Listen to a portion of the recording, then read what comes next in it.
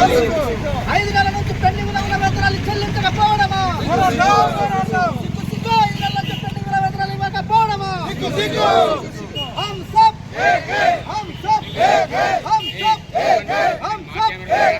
వంజనపూర్ ఉద్యోగుల ఐక్యత, వన్నాట్పూర్ ఉద్యోగుల ఐక్యత, వన్నాట్పూర్ ఉద్యోగులు పర్మనెంట్ చేసేంత వరకు,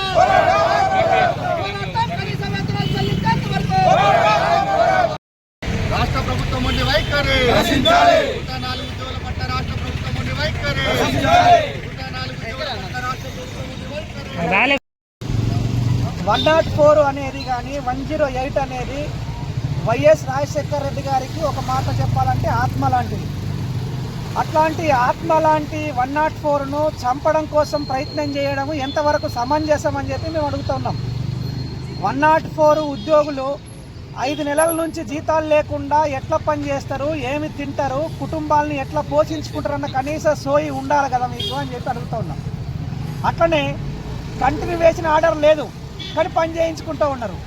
కంటిన్యూవేషన్ ఆర్డర్ ఇవ్వడానికి ఏం అడ్డం వస్తున్నది అని చెప్పి సందర్భంగా మేము అడుగుతూ ఉన్నాము. కాంగ్రెస్ ప్రభుత్వానికి చిత్తశుద్ధి ఉంటే నిజంగా రాజశేఖర రెడ్డి గారి ఆశయాలనే మేము కొనసాగిస్తున్నామని చెప్పి కనుక రేవంత్ రెడ్డి గారు అంటే ఇప్పటికిప్పుడే కంటిన్యూవేషన్ ఆర్డర్ని ఇవ్వాల్సినటువంటి అవసరం ఉంది అని చెప్పి డిమాండ్ చేస్తూ ఉన్నాము.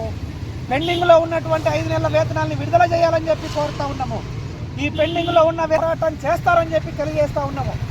నేటికే దాదాపు 10 రోజులు గడుస్తూ ఉన్నది 104 ఉద్యోగులు పోరాటం నిర్వహిస్తున్నా నిమ్మకు నీరెక్కినట్టుగా ఉండడము, చూసి చూడనట్టుగా ఉండడము, పట్టించుకున్నట్టుగా ఉండడం అని అంటే ఇది నిరంకుశత్వానికి నిదర్శనం తప్ప ఇంకోటి కాదు.